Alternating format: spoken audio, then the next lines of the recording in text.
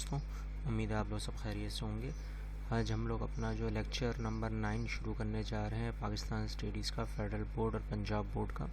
لیکن ہم اس سے پہلے یہ چیک کریں گے کہ ہمیں لیکچر 8 یعنی جو اس سے پہلے لیکچر تھا اس ہم نے کیا ڈسکس کیا۔ ہم نے اس سے پہلے ڈسکس کیا تھا کہ لارڈ ویول جو یہاں پر آئے تھے وہ کیوں آئے تھے اور ان کا کیا پرپوزلز تھے، یعنی کہ ان کے کیا کیا تحفظات تھے، اور اس تحفظات میں جو ان کا پلان تھا وہ اس میں ان کے جتنے بھی پرپوزل کے پرپس جو تھا وہ ہم نے اس میں ڈسکس کیا۔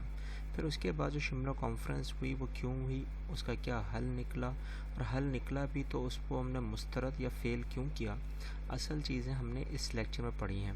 اگر آپ نے لیکچر نہیں دیکھا ہے تو آپ جا کے ضرور اس لیکچر کو دیکھیں اور ہمیں بتائیں کہ اس لیکچر میں آپ نے کیا کیا چیزیں سیکھیں۔ آج جو ہم لوگ اپنا لیکچر کا آغاز کریں گے، کیونکہ اب یہ ظاہر سی بات ہے شملہ کانفرنس فیل ہو گئی تو اس میں پھر انتخابات شروع ہوتے ہیں۔ عام انتخابات 1945 سے 1946 یعنی کہ جنرل الیکشنز 1945-1946۔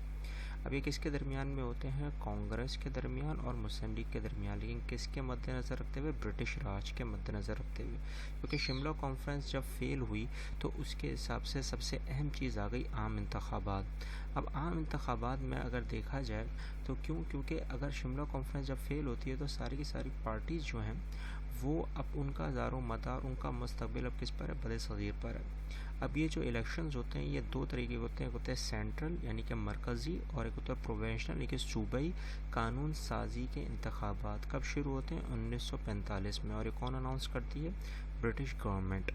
اب یہاں پہ جو کانٹیسٹ چلتا ہے یعنی کہ یہ پورا الیکشن کا جو نظام چلتا ہے تو اس میں ساری کی ساری پارٹیز انوالو ہیں، یعنی کہ شامل ہیں کس کی؟ انڈیا کی۔ اب یہاں پر جو کانگریس ہے اور جو مسلم لیگ کا جو مینیفیسٹو ہے یعنی کہ شاعری اعلان یا منشور جو ہے، وہ جو سب سے اہم تھا کہ اگر ہمیں ووٹ گین کرنے ہوں گے تو اس میں ہماری کیا کیا ذکر ہوگا۔ سب سے پہلے دیکھ لیتے ہیں کانگریس کا منشور کیا تھا۔ کانگریس چاہتی تھی کہ اب ہمیشہ انڈیا جو ہے وہ کیا رہے؟ سنگل یونٹ رہے، یعنی کہ ایک ہی مدم میں رہے، ایک ہی اکھنڈ میں رہے۔ اکھنڈ ہندوستان کا مطلب کیا ہوتا ہے؟ ایک، اس کے کوئی بٹوارہ نہ ہی ہو، اور کوئی بٹوارہ نہیں ہوگا، دیر از نو اسکیم آف پارٹیشن، یعنی کہ اس تقسیم کا کوئی ذکر نہیں ہوگا، نہ اس کو ایکسیپٹ کیا جائے گا، اور ان کے جتنے بھی ریپریزنٹیٹیوز ہوں گے یعنی کہ نمائندے ہوں گے وہ ساری کمیونٹیز سے ہوں گے۔ اب ساری کمیونٹیز سے تو ہوں گے لیکن یہاں پہ ایک اور چیز آ جاتی ہے، وہ ہے سیکشن آف دا پیپل، یعنی کہ لوگوں کی تقسیم کا نظریہ جو ہوگا بر صغیر کا وہ مسلمانوں کے مد نظر رکھتے ہوئے ہوگا جو کانگریس چاہے گی۔ اب جو کانگریس چاہے گی اور مسلمانوں کا ہوگا تو اب یہ کوئی بات سمجھ میں والی نہیں تھی، لیکن اس وقت کے حساب سے کانگریس کا یہی مینیفیسٹو تھا، ان کا یہی منشور تھا۔ اب مسلم لیگ کا جو منشور آتا ہے وہ کس پر آتا ہے؟ قائد اعظم پر۔ قائد اعظم نے اس کو باقاعدہ ایڈمٹ کیا، کنفرم کیا کہ کیا افرم کیا کس کے لحاظ سے کہ اب جو بھی ہوگا، جو بھی ثابت ہوگا وہ کس کے اوپر ہوگا؟ پبلسائز کے اوپر، یعنی کہ لوگوں کی اوپینین یا ان کے ووٹ پر۔ اور مسلمان جو تھے وہ کھڑے تھے کس کے ساتھ؟ مسلم لیگ کے ساتھ۔ اب مسلم لیگ کا مقصد ہی صرف کیا تھا؟ پاکستان، اور اگر پاکستان اگر ان کی طلب نہیں ہے، مسلمانوں کی ڈیمانڈ نہیں ہے سیپریٹ ہوم لینڈ کی، تو اس کو ریجیکٹ وہ خود ہی کر دیں گے، ووٹ نہیں دیں گے۔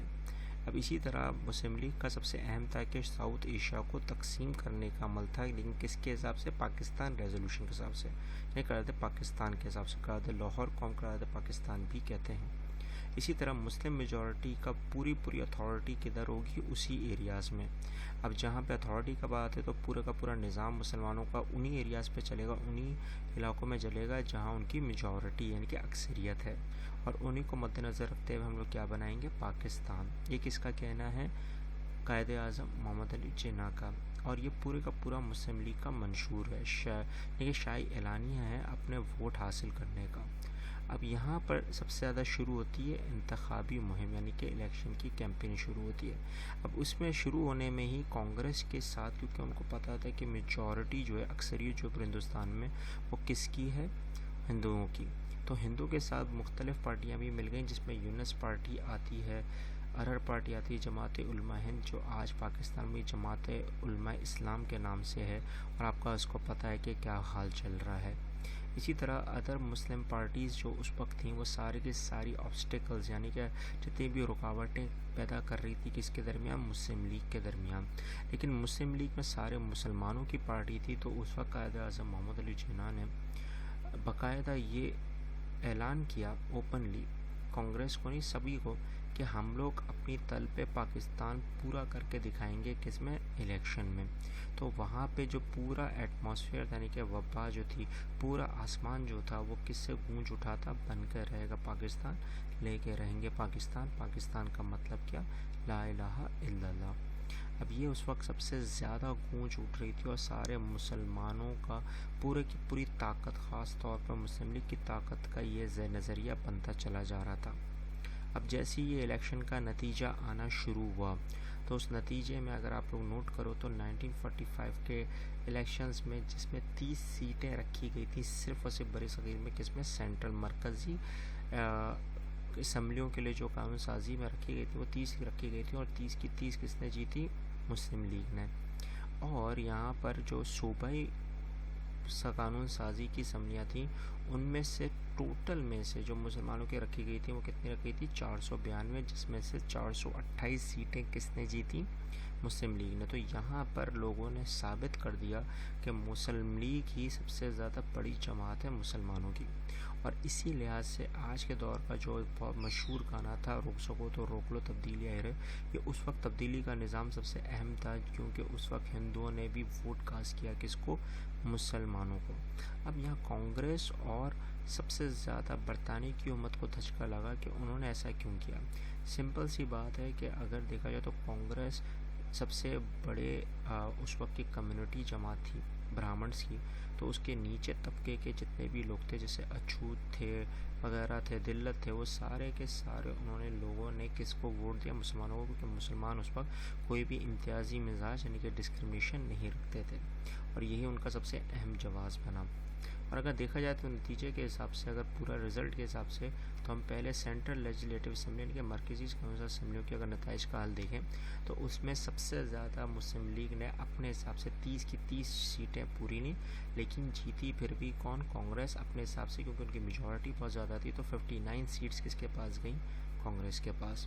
لیکن 30 مسلمانوں نے 30 کی 30 پوری ہی جیتی، اور سب سے زیادہ جو جیتی ہیں وہ کہاں سے جیتی ہیں، پنجاب سے.